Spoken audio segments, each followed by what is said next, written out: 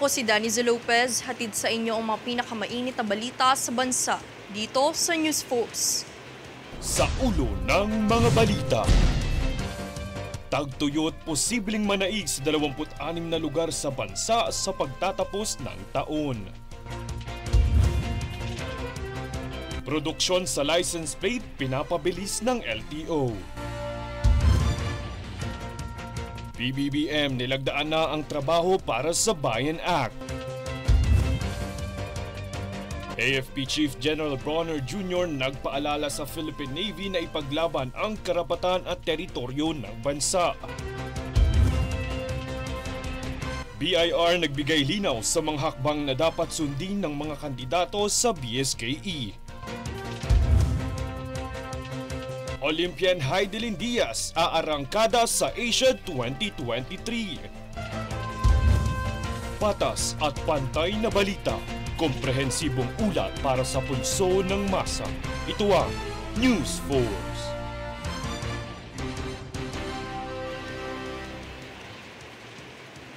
Para sa pinakamainit na balita, posibleng maranasan ng tagtuyot sa 26 na lugar sa bansa kasabay ng pagtatapos ng taong 2023 ayon sa Pag-asa. Partikular ang mga lugar na tulad ng Palawan, ilang bahagi ng Visayas kabilang ang Negros Oriental, Bohol, Cebu, Siquijor, Leyte at karamihan sa Mindanao, kung saan inaasahan na makakaranas ng mas mababa sa normal na kondisyon ng pag-ulan sa loob ng 2 magkakasunod na buwan.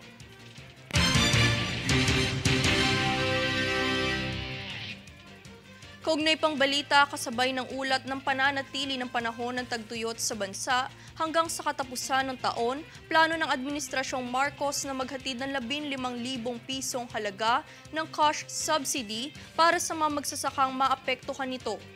Bilang karagdagan, inihayag ni DSWD Secretary Rex Gatchalian na nakikipag-ugnayan na ang kanilang kagawaran sa DA para sa karagdagang interbensyon. Dagdag ni Gatchalian, DA ang tutukoy sa pagkakakilanlan ng mga magsasakang benepisyaryo na pinakaapektado ng pag-iral ng panahon ng tagtuyot.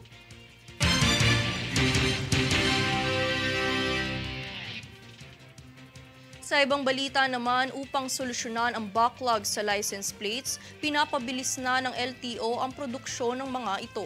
Narito ang detalye. Pinapabilis na ng Land Transportation Office o LTO ang produksyon ng mga plaka ng sasakyan matapos magkaroon ng shortage ukol dito. Ayon kay LTO Chief Assistant Secretary Attorney Vigor Mendoza II, nasa mahigit 1 milyong license plates na ang nasa proseso ng embossing. Ang kabuuang bilang naman ng metal plates na ini-order ng ahensya ay nasa 15.9 milyon. Ipinahayag din ni Mendoza sa Senado nang magkaroon ng budget hearing ang Department of Transportation na mayroon ng mga makina na gagamitin pang emboss sa mga lisensya na makakagawa ng halos 42,000 plaka kada araw, kung saan 2 rito ay mga robot at 9 naman ang semi-manual. Anya pa niya ang produksyon ay magsisimula sa Oktubre taong kasalukuyan. Paliwanag din ni Mendoza na bago pa man tuluyang masolusyonan ang 13 milyong backlog sa license plates ay aabutin ito ng 2 taon. Siniguro naman ni Mendoza na prioridad ng ahensya na solusyonan ang ito sa lalong madaling panahon. Daniza Lopez nag-uulat para sa One Media Network.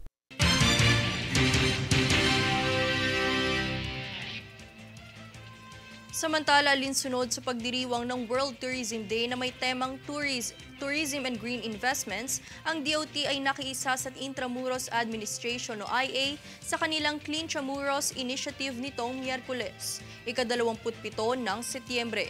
Ito ay upang tumulong sa mga pangangalaga sa makasaysayang walled city ng Intramuros. Ang Clean Tramuros ay isang community drive na proyekto na naglayong isulong ang isang Clean Intramuros sa pamamagitan ng pakikipag-ugnayan sa lokal na komunidad at stakeholder ng turismo na magboluntaryo sa pagpapanatiling malinis ng walled city. Muli nang ilunsad ang proyekto noong Marso ngayong taon, ang IA ay nakapag-organisa na ng mahigit 30 cleanup drive at nakipag-ugnayan sa mahigit 3,000 voluntaryo mula sa iba't ibang sektor. Kabilang dito ang mga paaralan at universidad, ahensya ng gobyerno at pribadong sektor.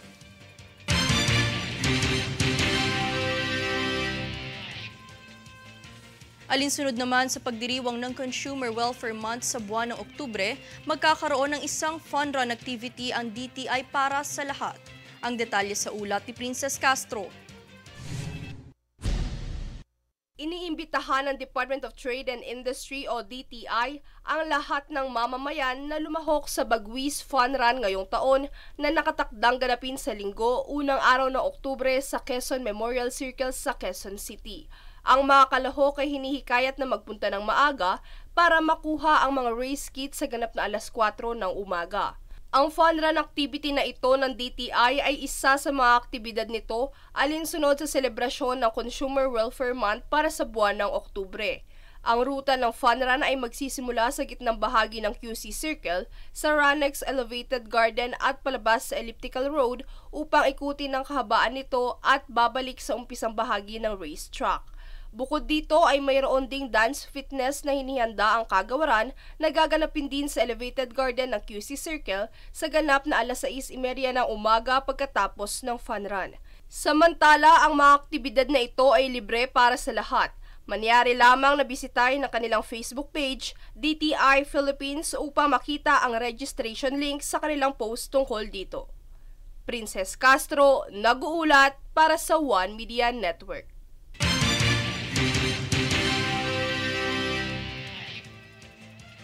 Samantala, upang matugunan ang agarang proteksyon sa mga kasambahay sa isyu ng pang-aabuso, naglunsad ng Hotline ang DOLE kaugnay nito. Tunghayan si Jade Buhoy para sa buong detalye. Para mas mapabilis ang pagtugon sa isyu na kinakaharap ng mga kasambahay, naglunsad ang Department of Labor and Employment o DOLE ng Hotline 1349. Ang Hotline 1349 ay hatid ng libreng call center facility ng DOLE para masigurado ang agarang aksyon na kinakailangan ng mga kasambahay, lalo na kung sila'y dumadanas ng pang-aabuso, kakulangan sa sweldo at hindi sapat na benepisyo sa trabaho.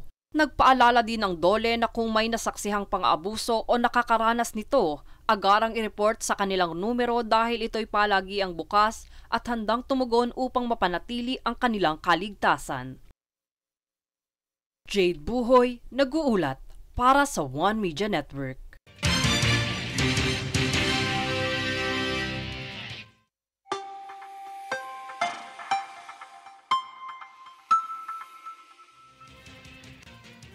Sa ating ulat panahon, ang tabayanan ng Pilipinas ang maaaring pagpasok ng 4 hanggang 7 bagyo hanggang sa katapusan ng taon. Gayunpaman, hindi naman isinasara ang posibilidad na maaaring bumaba ang bilang ng pagdating ng mga bagyo dahil sa El Nino. Sa estado ng panahon ngayong araw, isang low pressure area ang namataan sa silangan ng extreme northern Luzon. Kaugnay nito, asahan ng pag-ulan sa Visayas, Zamboanga Peninsula, Northern Mindanao, Caraga at Davao Region na dulot ng trough ng LPA. Gayon din sa hilagang bahagi ng Palawan, ngunit dulot naman ng habagat. Samantala, posibleng pagbaha naman ang maaaring maranasan sa Metro Manila at iba pang bahagi ng bansa.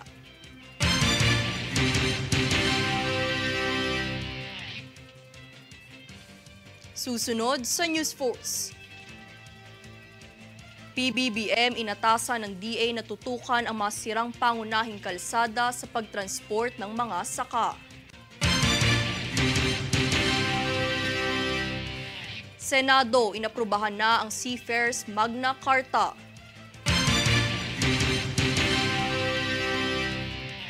PBBM nilagdaan na ang trabaho para sa Bayan Act.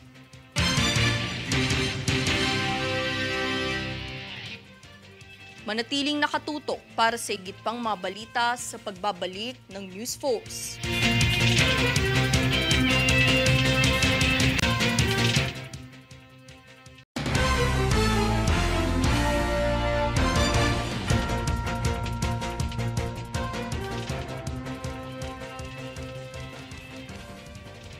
Upang masiguro ang dekalidad at matatag na trabaho, nilagdaan na ni Pangulong Bongbong Marcos ang trabaho para sa Bayan Act. Alamin yan mula kay Francis Riodique. Naganap ang ceremonial signing ng Trabaho para sa Bayan Act sa Malacanang nitong ika-28 ng Setyembre. Ayon kay Pangulong Bongbong Marcos Jr., nais tugunan ng batas na ito ang mga hindi kalidad at di tugma ng mga trabaho, pati na rin ang underemployment. Sa ilalim ng batas na ito ay ang pagtatalaga ng Trabaho para sa Bayan Interagency Council para sa pagpapaigting ng pagbuo ng mga trabaho at pagpapaunlad ng mga kapabilidad ng mga manggagawa. Magbebenepisyo din sa batas ang mga micro, small and medium enterprises o MSMEs kung saan mas paigtingin ang access ng mga ito sa mga serbisyo ng gobyerno ukol sa pinansyal at kapital. Para naman sa mga employers at pribadong sektor, mabibigyan sila ng incentives mula sa gobyerno kapag nakitaan ito ng inisyatibong layong mas paunlarin ang kapabilidad ng manggagawa at kapwa mga negosyante. Pamumunuan ng council na ito ni National Economic and Development Authority o NEDA Secretary Arsenio Balisacan, katuwang sina Department of Trade and Industry o DTI Secretary Alfredo Pascual at Department of Labor and Employment o DOLE Secretary Bienvenido Laguesma. Francis Riudique, nag-uulat para sa One Media Network.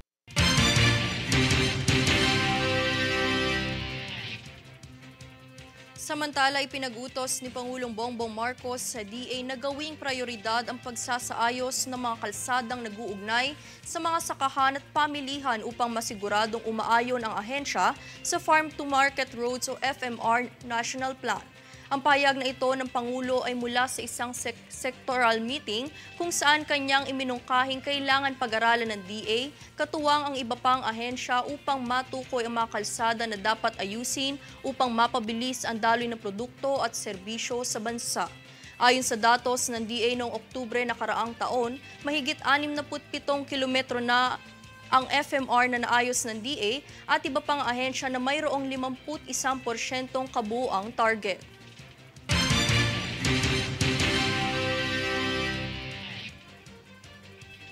Ikinabahala ng ilang senador ang reclamation project sa Manila Bay dahil sa epekto nito sa kalikasan. Narito ang buong balita. Sa gitna ng issue sa Pilipinas at China ukol sa West Philippine Sea, ikinabahala ni Senador Risa Ontiveros ang pagkakasangkot ng mga Chinese contractor sa reclamation project ng Manila Bay kaya't hiningi ng senador ang opinyon ng isang Philippine Reclamation Authority o PRA rito. Saad naman ni PRA Attorney Joseph John Literal, ang mga Chinese kontraktor ay kasosyo ng Local Government Unit ng Maynila at ng Waterfront Premier Development Corporation sa isang contractual joint venture. Ang Waterfront ay isang sangay ng China First Highways Engineering Corporation, isang kumpanya mula sa China. Ayon kay Attorney Literal, bagamat may mga alalahanin, naging maingat ang PRA sa pag-aproba ng operasyon ng mga Chinese kontraktor. Paliwanag niya na bago pa man ito pinayagan, kinailangan naman ito na kumuha ng special permit na nasa patakaran ng Marina at magkaroon ng clearance mula sa Coast Guard, Marina at endorsement mula sa National Security Council. So during that time, actually ma'am, hindi naging issue unlike nitong when they were already undertaking na nagkaroon ng issue na po, na-raise na po ito ng US Embassy and sa World Bank blacklisting of CCCC. Ibinahagi rin ni Attorney Literal na mayroon ng hakbang na ginagawa ang PRA para sa risk management at pagbuo ng mga bagong alituntunin. Bukod pa rito, nais din malaman ni Senador Ontiveros ang bilang ng mga Chinese worker na pumapasok sa Pilipinas at ang epekto nito sa seguridad. Paliwanag naman ni Attorney Literal, bagamat wala pa sila umanong tiyak na bilang, may mga patakaran at proseso sa pag-issue ng mga permiso para sa mga dayuhang manggagawa. So we're not privy to the requirements and siguro ma'am, tama po kayo, we should be updated on the number of foreign employees na ano.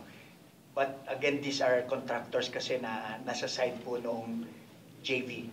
So we're just being furnished with the number, but we will secure the exact number kung ilan na po. Ipinahayag naman ni Senator Risa Ontiveros ang malaking epekto ng reclamation project sa kalikasan at kapaligiran. Bukod pa dito, matinding mga pagbaha ang epekto ng reclamation activities. Malaking kapahamakan at panganib ang haharapin ng mga residente sa housing at commercial areas. Samantala, tutol pa rin naman si Senator Cynthia Villar ukol dito. I hope DNR will be with us in fighting reclamation. Sa kabilang banda, ibinahagi naman ni Dr. Laura David na 27% ng pagkain ay nagmumula sa coastal environment, kaya't ipinapahayag niyan ang reclamation ay maaaring makaapekto hindi lamang sa kalikasan kundi pati na rin sa buhay ng tao. Daniza Lopez nag-uulat para sa One Media Network.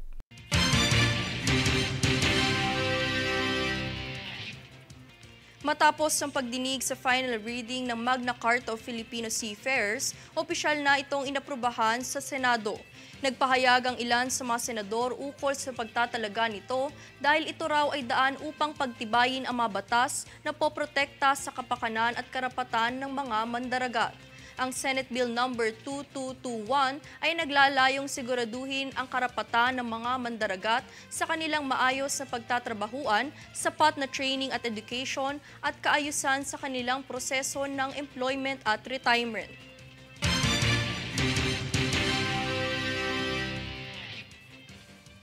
Sa kanyang pagbisita sa Navy Headquarters nitong kamakailan, pinaalalahanan ni AFP Chief of Staff General Romeo Bronner Jr. ang mga tauhan ng Philippine Navy na ipaglaban ang mga karapatan at teritoryo ng bansa.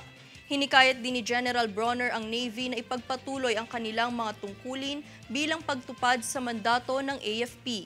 Matapos nito ay kinilala at pinasalamatan din ng Chief of Staff ang Philippine Navy para sa kanilang hindi natitinag na dedikasyon sa pagprotekta sa mga tao at pagtiyak sa estado ng bansa.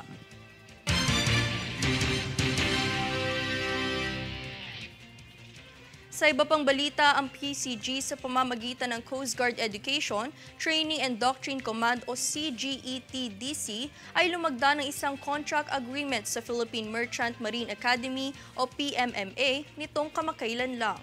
Ang kasunduan ay nagpapahintulot sa CGETDC na magrekomenda ng 20 mag-aaral na nagtapos. Sasagutin ng PCG ang matrikula ng 10 opisyal nito at ang iba pang gastusin ng 20 opisyal ng PCG bilang mga mag-aaral sa graduate school, habang PMMA ay ang sasagot sa matrikula ng iba pang 10.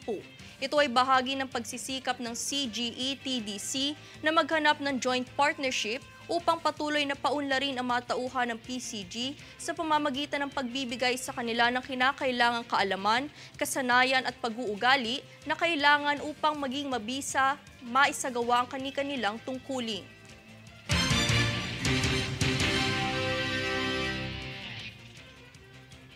Heads up commuters, muling ipinaalala ng PNR sa publiko ang mga bawal ipasok sa loob ng tren. Kabilang narito ang mga bisikleta na hindi natutupi at mga skateboard. Ayon sa PNR, ito'y pinagbabawal para matiyak ang kaligtasan at kalagayan ng mga pasahero.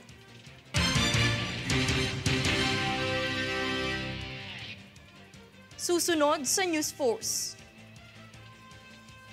Pekeng Embassy Advisor inaresto ng BI sa Ilocos Norte. BIR nagbigay linaw sa mga hakbang na dapat sundin ng mga kandidato sa BSKE.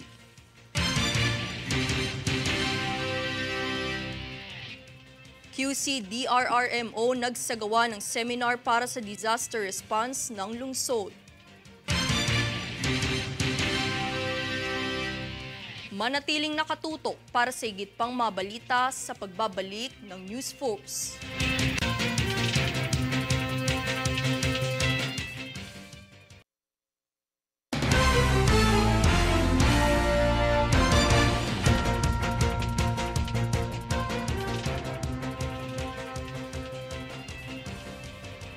Sa nalalapit na BSKE, nilinaw ng BIR ang mga dapat malaman ng mga kandidato. Para sa detalye, narito si Francis Riodique.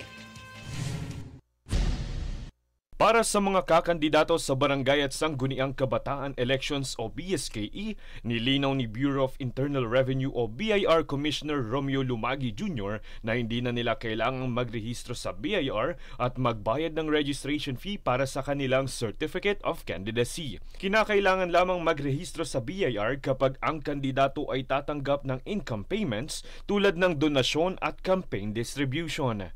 Maaari silang magrehistro sa ilalim ng Executive Order No. 89 at mag-fill up sa BIR Form 1904 at hindi kailangang magbayad ng annual registration fee na 500 piso maliban na lamang kung siya ay may negosyo at hindi pa nakakabayad ngayong taon. Para sa mga kakandidatong tumanggap ng donasyon o nagnenegosyo, kailangang magrehistro o i-update ang BIR form bilang withholding agent. Sa bawat donasyong matatanggap ay kailangang kumuha ng non-VAT printed receipts kung saan ang orihinal ay ibibigay sa nagbigay ng donasyon at ang kopya naman ay itatago ng kandidato. Para sa karagdagang impormasyon, bisitahin lamang ang Revenue Memorandum Circular No. 97-2023. Francis Riudique, nag-uulat para sa One Media Network.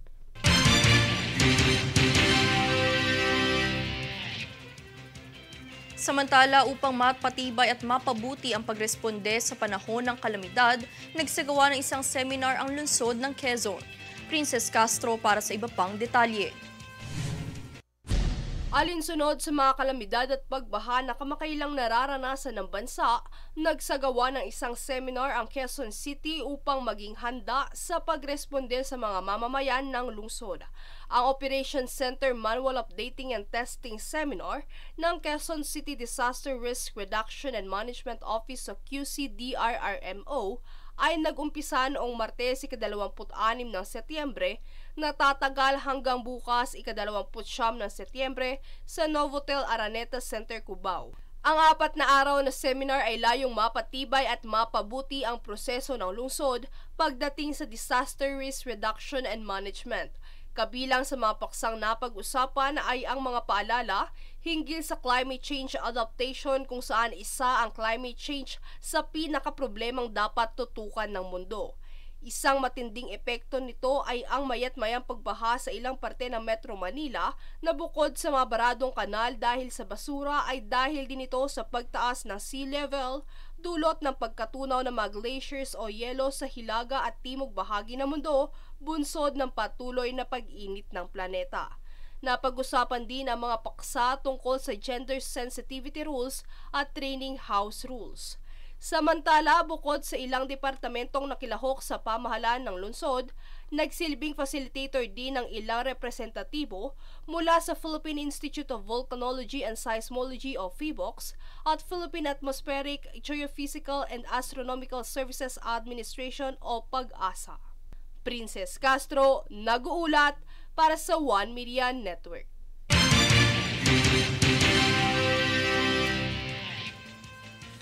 Isang Indian national ang inaresto ng BI matapos itong magpanggap bilang isang embassy advisor. Tunghayan yan kay Jade Buhoy. Noong kamakailan, 26 ng Setyembre, inaresto ng Bureau of Immigration o BI ang Indian national dahil sa kanyang pagpapanggap bilang isang embassy advisor. Base sa ulat ni BI Commissioner Norman Tansinko at Fugitive Search Unit Chief Rendel C., kinilala ang suspect bilang si Prites Das, edad 22 taong gulang, na inaresto sa bayan ng Bantay, Ilocos Norte. Nahuli si Das dahil sa kanyang overstaying matapos nang maisuplong sa gobyerno ang kanyang pagkakasala. Ipinagbigay alam na din ng pamahalaan ng India sa BI ang pagpapanggap na ginawa ni Das bilang Chief Advisor sa Embassy ng India sa Manila, kung saan ito ang kanyang ginagamit upang manggoyo ng mga nagnanais pumunta ng India. Napag-alaman ding may nauna na itong kaso sa Baguio at Davao dahil sa parehong krimen. Sa kasalukuyan, nasa BI Warden Facility sa loob ng Camp Bagong Diwa sa bikutan ng sospek at opisyal ng blacklisted sa bansa. Jade Buhoy, nag-uulat para sa One Media Network.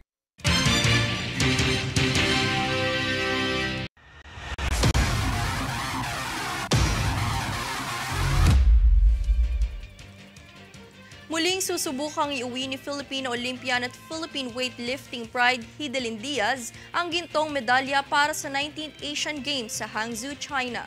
Dumating na si Diaz sa China para sa laban nito sa ikalawa ng Oktubre para sa 59 kilograms category ng women's weightlifting competition.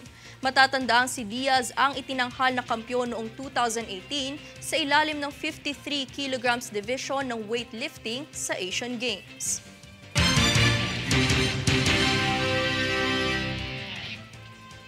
At narito ang recap ng mga nagbabagang balita ngayon. Sa ulo ng mga balita. Tagtuyot posibleng manaig sa 26 na lugar sa bansa sa pagtatapos ng taon. Produksyon sa license plate pinapabilis ng LTO. PBBM nilagdaan na ang trabaho para sa Bayan Act. AFP Chief General Bronner Jr. nagpaalala sa Philippine Navy na ipaglaban ang karapatan at teritoryo ng bansa. BIR nagbigay linaw sa mga hakbang na dapat sundin ng mga kandidato sa BSKE. Olympian Heidelin Diaz aarangkada sa Asia 2023. Patas at pantay na balita. Komprehensibong ulat para sa pulso ng masa. Ito ang News Force.